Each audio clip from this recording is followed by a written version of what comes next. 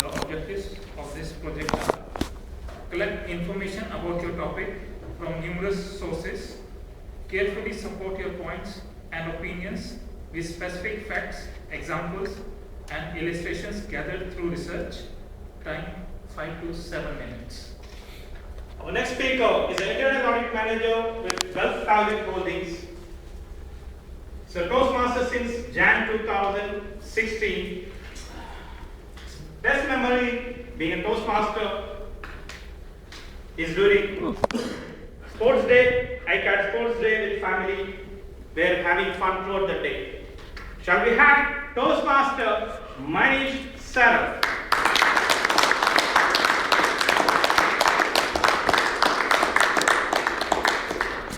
Toastmaster Manish Saraf. Food habits, Toastmaster Manish Saraf.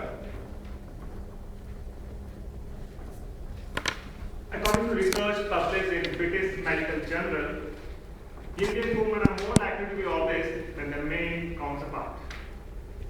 In 2014, there are 20 million obese Indian women compared to 9.8 million obese men.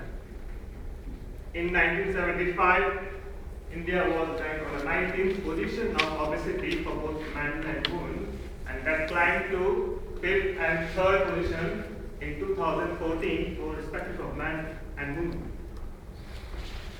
Though China had the highest population in 2014 for obesity. And if we look at the worldwide figure,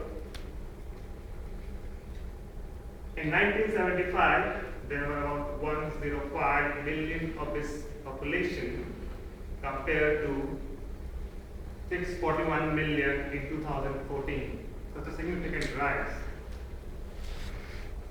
According to research conducted by International Federation of Kidney Foundation,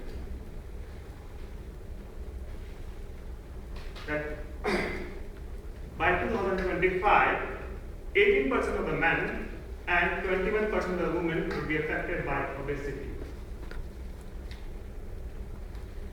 And recently, the world heaviest woman from Egypt, whose weight is around 500 kg, is undergoing a treatment in India. The growing gadgetization of Indian household is increasing the risk of overweight for Indian urban women because of lack of exercise. Indeed, most of the household tasks are digitized now. We talk about cooking, washing clothes, it all can be done with a switch of a button. Obesity is linked to a host of diseases like diabetes, cardiovascular diseases, breathing disorder. So, are these not alarming? To be conscious of our food habit? Toastmaster Bade, fellow Toastmaster, and dear guest, a warm good evening. Good evening.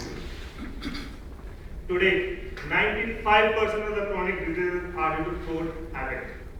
The toxic food intake, lack of nutrition, physical exercises. So I am going to share some of the good food habits. The first one, eat healthy processed food. Most of the packaged food available in the market are just for ease of convenience in cooking. You boil them, they are ready to eat. But they lack fiber, nutrition. They contain high amount of salt, sugar, chemicals, preservatives, which are not at all good for health. Fruits and vegetables, which are grown on the field, get direct energy from the sun, and that provides nutrition to our body. So as far as possible, we should cook from fresh vegetables. But at times, when my family is away, I am left with no option, either to eat packaged food or eat out in the restaurant. The next food habit, switch to whole grain. Whole grain are rich in fiber and nutrition compared to processed refined wheat. In 2012, a research was conducted by University of Copenhagen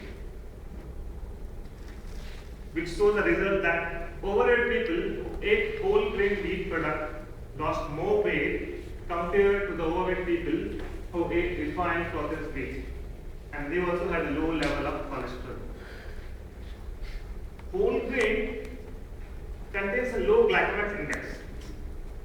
Glycemic index is the level of sugar in a human blood.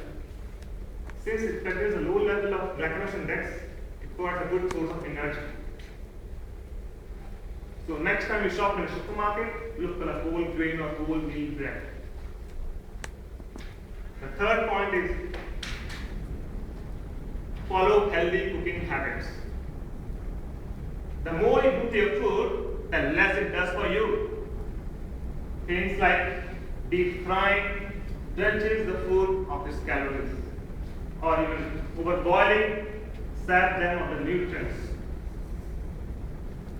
Most of us would be in habit of warming the food in microwave, especially during the lunch hours.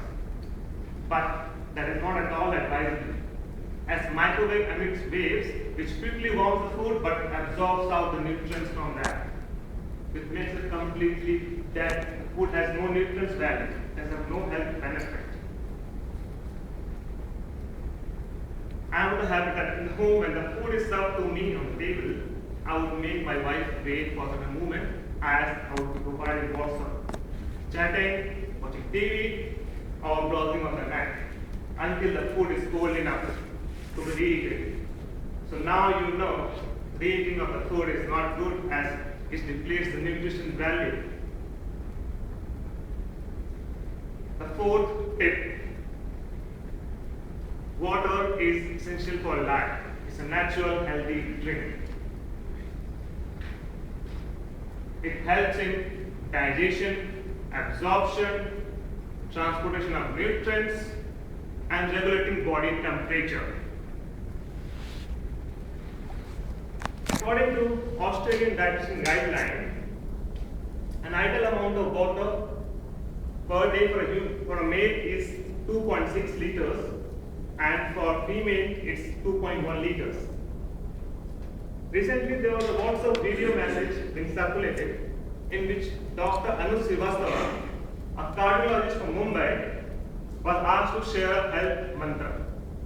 So he talked about water therapy, which is having 1 liter of water every morning after you wake up, as it dissolves alkaline from the mouth, and having a glass of warm water after food with a gap of 40 minutes.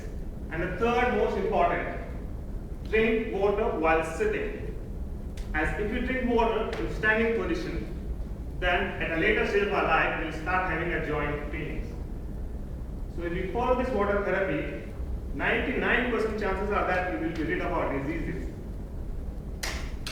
So the key to success is develop a healthy eating habit, which will provide good source to our body to have a long, healthy life. And there's a nice quote by Mark Twain, an American writer and a publisher, who maintain our health. We should eat what we don't want, drink what we don't like, and do rather than not do. Thank you. Over to you.